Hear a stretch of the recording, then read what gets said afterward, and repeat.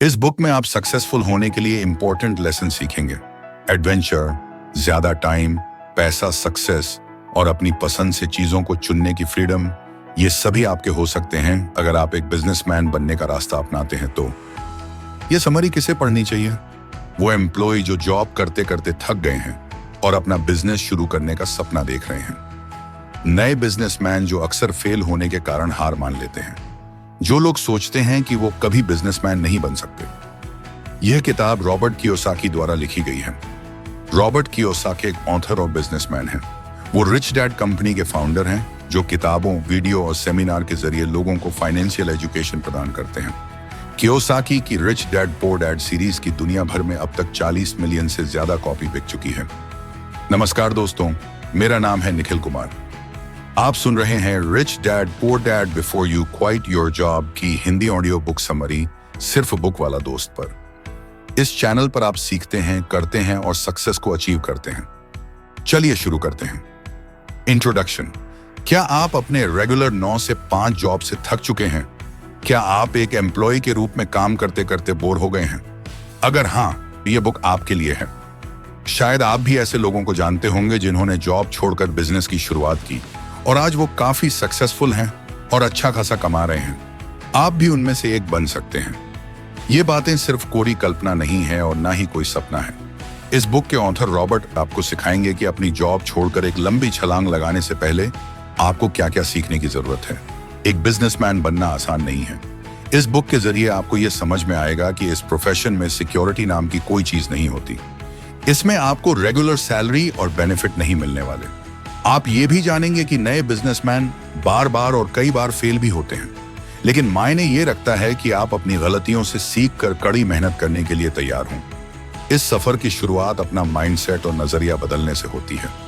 हो सकता है कि आप सालों से एक एम्प्लॉय हों और एक एम्प्लॉय की तरह ही सोचते हों, लेकिन अब इसे बदलने का समय आ गया है। एक बिजनेसमैन किस तरह सोचता है, ये सीखने के बाद आपको फ्रीडम और सक्सेस दोनों मिलेंगे। एक सक्सेसफुल बिजनेसमैन बनने के लिए यहाँ कुछ खास लेसन बताए गए हैं। आइए एक एक करके उन्हें समझते हैं। Lesson 1, what is the difference between an entrepreneur and an employee? Rich dad poor dad एक बहुत ही मशहूर बुक है। उसमें जो पुअर डैड थे, उनका कहना था कि मन लगाकर पढ़ाई करो, अच्छे मार्क्स लाओ, ताकि आपको एक स्टेबल इनकम वाली अच्छी जॉब मिल सके। उन्होंने रॉबर्ट को भी एम्प्लॉय बनने के लिए इनकरेज किया।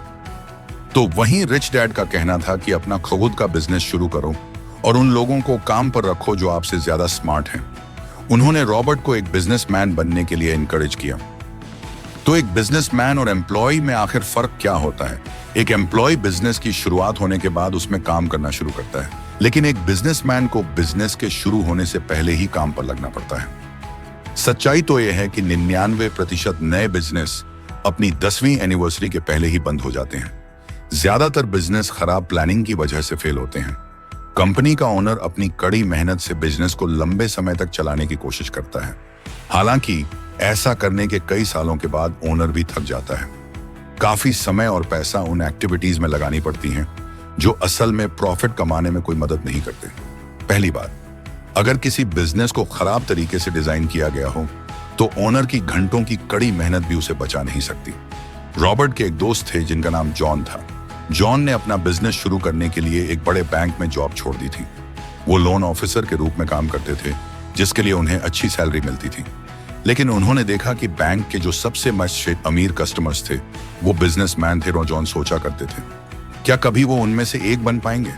वो एक एम्प्लॉय की तरह नहीं बल्कि एक बॉस बनकर अपने तरीके से काम करना चाहते थे। इसलिए जॉन ने जॉब छोड़ दी और अपनी माँ के साथ एक छोटा सा फूड जॉइंट खोल लिया। वो वहां लंच सर्व करते थे। उन्होंने शहर में कॉर्पोरेट ऑफिस के पास एक जगह रेंट पर ली। हर रोज जॉन और उनकी माँ सुबह 4 बजे उठते और खाना तैयार करने में लग जाते। दोनों कम दाम पर अच्छा खासा खाना परोसने के लिए कड़ी मेहनत कर रहे थे।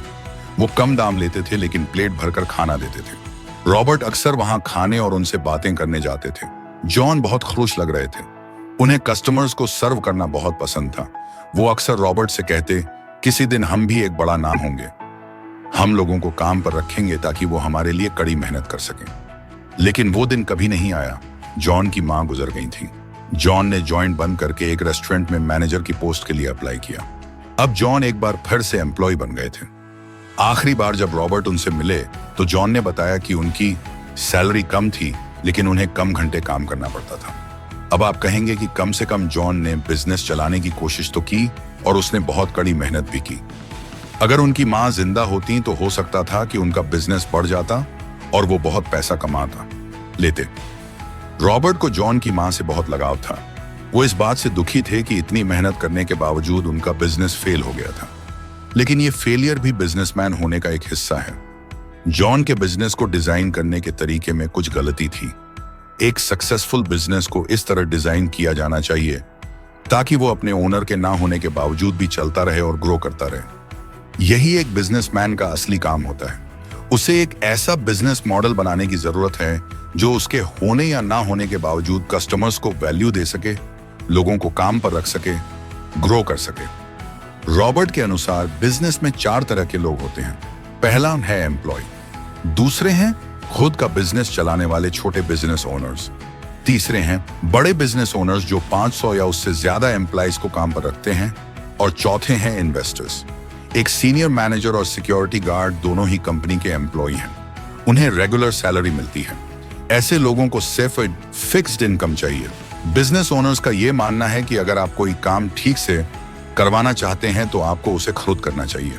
ऐसे लोगों को दूसरों पर कम विश्वास होता है, इसलिए इनका बिजनेस ज्यादा बड़ा नहीं हो पाता। ये छोटे बिजनेस ओनर्स सारे काम खुद संभालते हैं। वहीं दूसरी ओर बड़े बिजनेस ओनर्स अच्छा सिस्टम बनाने में और टैलेंटेड लोगों को काम पर रखने में विश्वास करते हैं। ऐसा करने से कंपनी ओनर की लगातार निगरानी के बिना भी बड़ी हो सकती है। इन्वेस्टर्स वो होते हैं जो छोटे और बड़े बिजनेस की तलाश में रहते हैं, जो उनके पैसों का सही इस्तेमाल कर उसे और बढ़ा सके। लेसन 2, सीखें कैसे बुरी किस्मत को अच्छी किस्मत में बदलें। ये चैप्टर अपनी गलतियों से सीखने के बारे में है।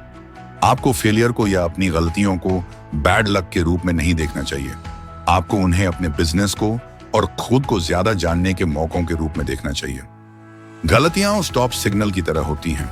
ये वार्निंग साइन के जैसे हैं, जिसका मतलब है कि आपको रुककर सोचने की जरूरत है, यानी आप कहीं ना कहीं भूल कर रहे हैं और आपको उस भूल का पता लगाने की जरूरत है।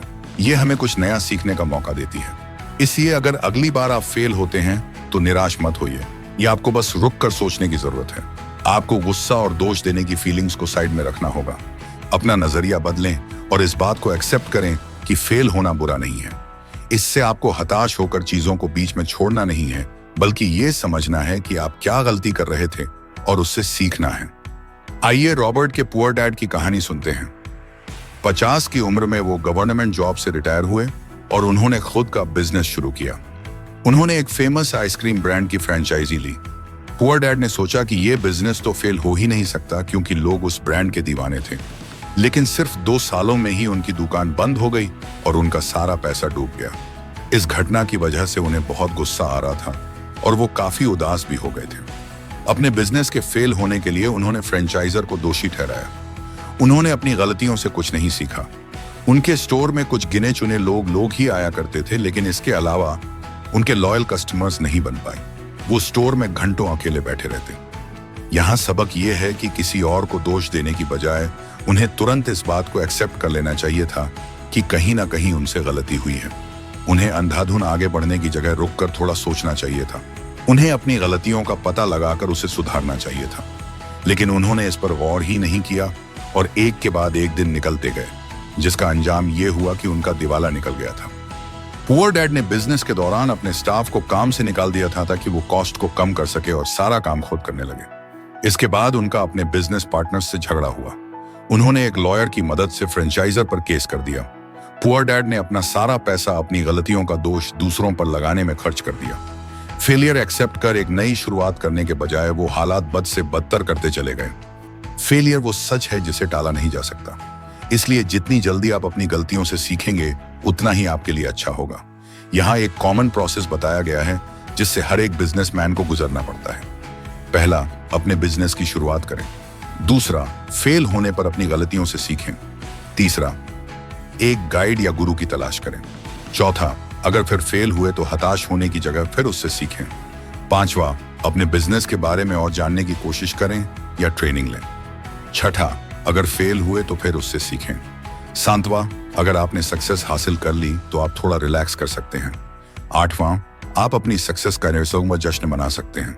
9वां, अपने बिजनेस से होने वाली इनकम पर ध्यान दें और अपनी हार और जीत का हिसाब रखें। 10वां, फर्ज से शुरू कर पहले स्टेप पर जाएं।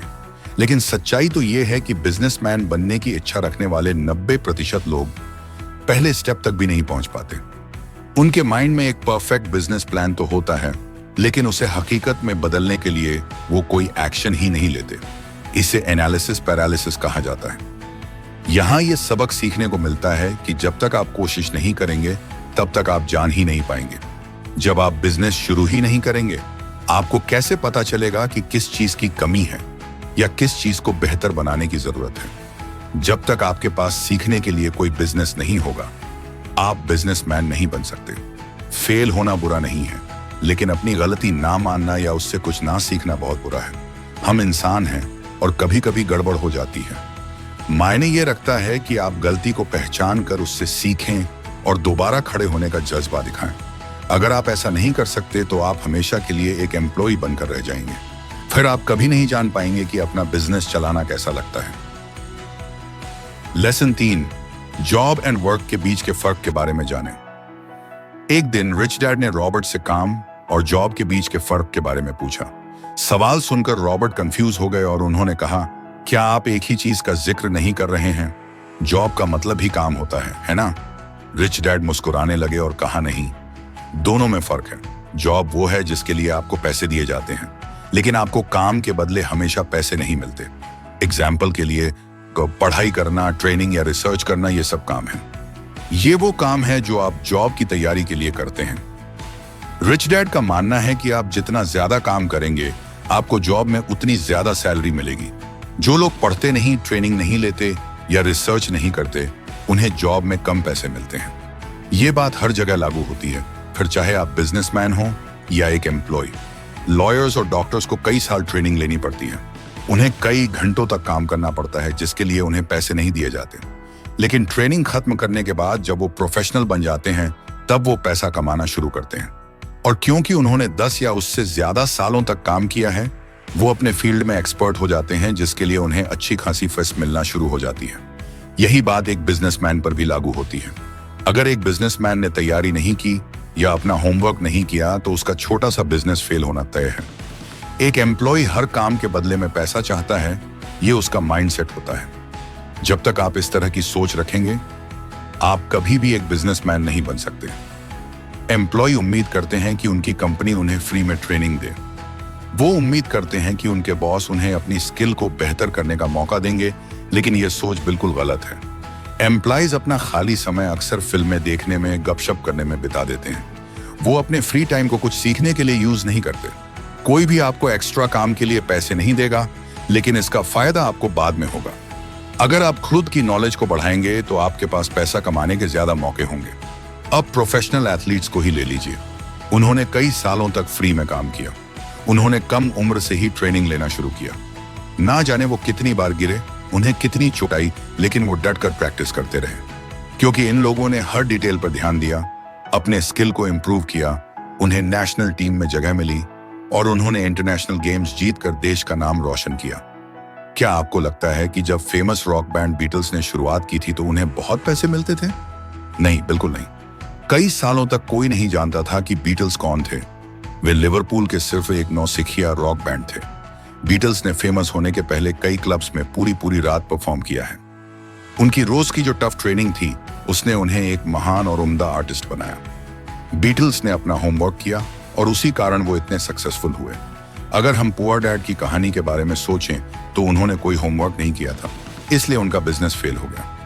रॉबर्ट ने BI ट्रायंगल या बिग बिजनेस इन्वेस्टर ट्रायंगल के बारे में बताया है। अगर आप सक्सेस के शिखर तक पहुंचना चाहते हैं तो आपको 5 फैक्टर्स को ध्यान में रखना होगा। पहला है प्रोडक्ट, दूसरा है लीगल, तीसरा है सिस्टम, चौथा है कम्युनिकेशन और 5वां है कैश फ्लो। BI ट्रायंगल को 5 लेवल में डिवाइड किया गया है। प्रोडक्ट सबसे टॉप पर है और कैश फ्लो सबसे नीचे। इन 5 लेवल्स को ठीक से मैनेज किया जाए तो बिजनेस में तरक्की होना तय है। पुअर डैड का प्रोडक्ट कमाल का था, लेकिन वो कम्युनिकेशन और मार्केटिंग में चूक गए। उन्होंने सोचा कि आइसक्रीम का वो ब्रांड इतना पॉपुलर था कि वो कस्टमर्स को अट्रैक्ट करने के लिए काफी था और उनके बिजनेस के सक्सेसफुल होने की गारंटी थी। असल में पुअर डैड ने एक सस्ती जगह के पुराने शॉपिंग मॉल में अपना स्टोर खोला था। इसके बजाय उन्हें ऐसी जगह रेंट पर लेनी चाहिए थी जहां काफी लोगों का आना जाना लगा रहता है। वो आइसक्रीम का ब्रांड पॉपुलर था, पुअर डैड का स्टोर नहीं, क्योंकि वो एक फ्रेंचाइजी था। पुअर डैड ने 4 फैक्टर्स को पूरा कर लिया था, जो था cash flow, system, legal and product. लेकिन 5वां फैक्टर कम्युनिकेशन सही नहीं था। पुअर डैड ने फ्रेंचाइजी खरीदने की जल्दबाजी की ताकि उन्हें बिजनेस को नए सिरे से शुरू ना करना पड़े।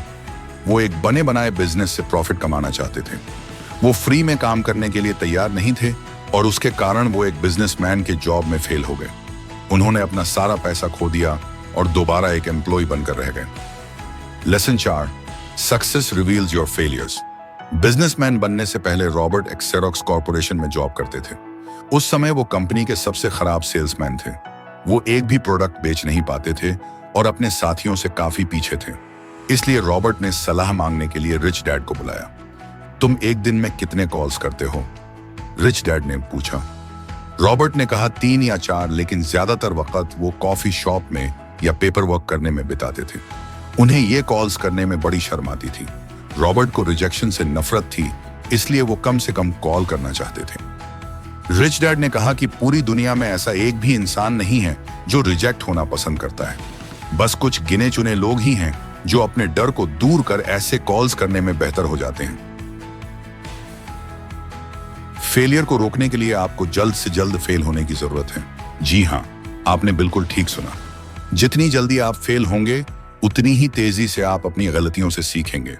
अगर आप ऐसा नहीं कर सकते तो आप पीछे भी हट सकते हैं, लेकिन इससे आप सिर्फ एक लूजर बनकर रह जाएंगे।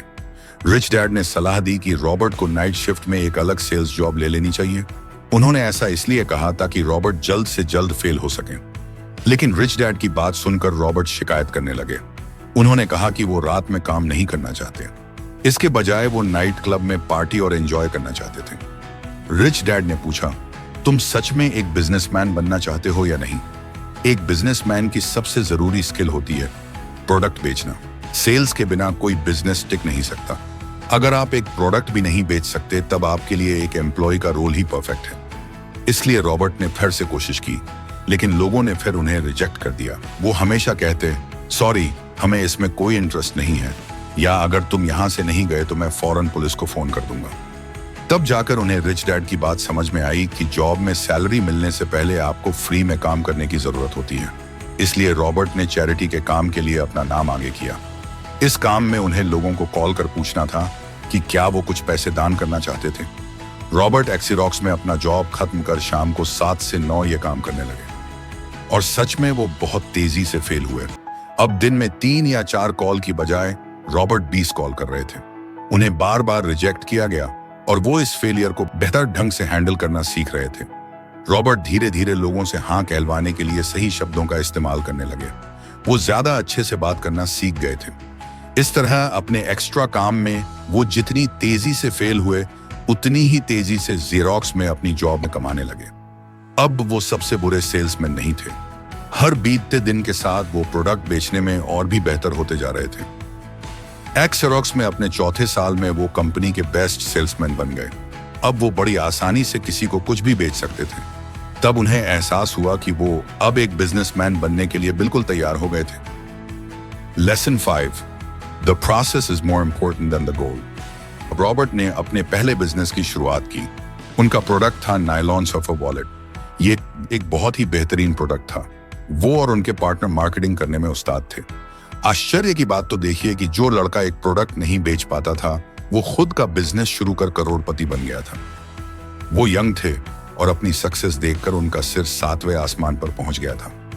अपने पैसों से उन्होंने रेसिंग कार खरीदी, पूरी रात पार्टी करते रहे। लेकिन कुछ समय बाद उनका बिजनेस खराब होने लगा।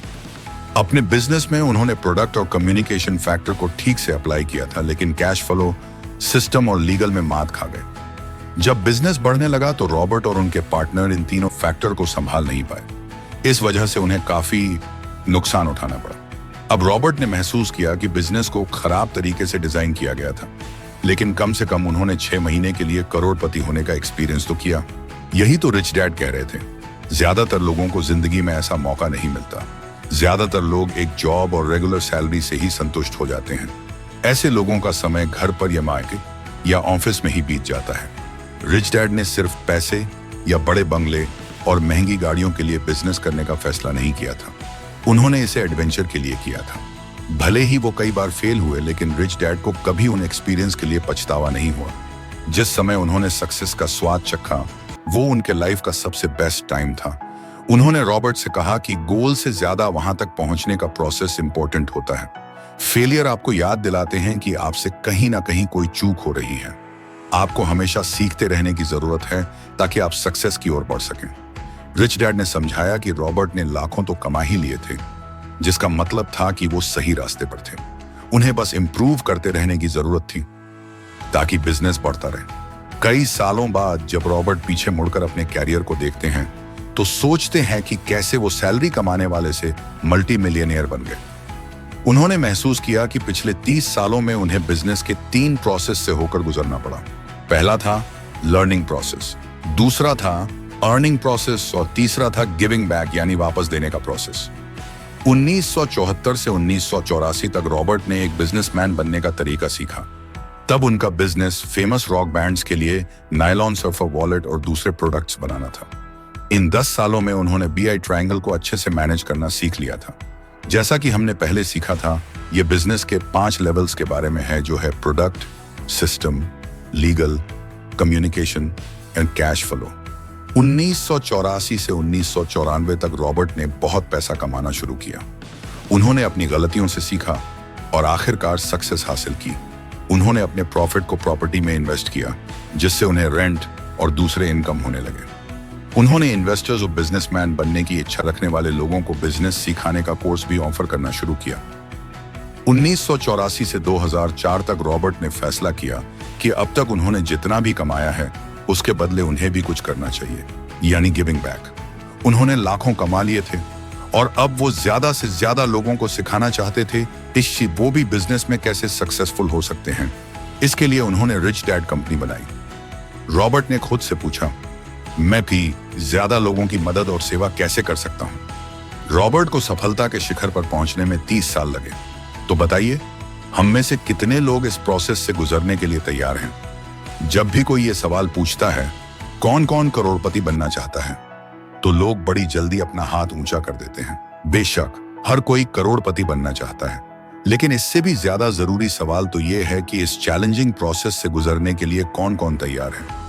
वैसे तो कई तरीके हैं जिससे आप अमीर बन सकते हैं, जैसे जब आपको अच्छी खासी जायदाद मिल जाती है, या आप किसी अमीर इंसान से शादी कर सकते हैं, या किसी क्राइम के चक्कर में फंस जाते हैं, या लॉटरी में पैसे जीतते हैं।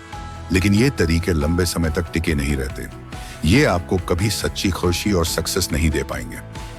कई साल पहले एक जर्नलिस्ट ने हेनरी फोर्ड से पूछा, अगर आप बिजनेस में अपना सारा पैसा खो देते हैं तो आप क्या करेंगे?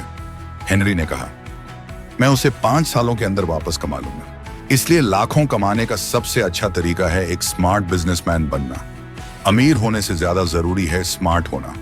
अगर कभी आप अपना सारा पैसा खो भी देते हैं तो आप उस प्रोसेस से सीखकर ज्यादा होशियार और स्मार्ट हो जाते हैं। जब तक आपका माइंडसेट एक स्मार्ट बिजनेसमैन जैसा होगा, तब तक चाहे कुछ भी हो जाए, आप हमेशा पैसा कमाते रहेंगे, बिल्कुल हेनरी फोर्ड की तरह। कंक्लूजन, तो आपने एक एम्प्लॉय और एक बिजनेसमैन के बीच के फर्क के बारे में जाना। अगर आप सच में एक बिजनेस शुरू करना चाहते हैं तो आपको रिस्क लेने के लिए तैयार रहना होगा। बिजनेसमैन को मंथली सैलरी नहीं मिलती। कोई प्रॉफिट होने से पहले आपको खुद रेंट, इंटरनेट, सबका खर्च भी उठाना होगा। आपने ये भी समझा कि बिजनेस शुरू करने के प्रोसेस में हम कई बार फेल होते हैं, लेकिन जितनी जल्दी आप अपनी गलतियों को पहचान लेंगे, उतनी ही जल्दी आप उसका हल भी ढूंढ सकते हैं।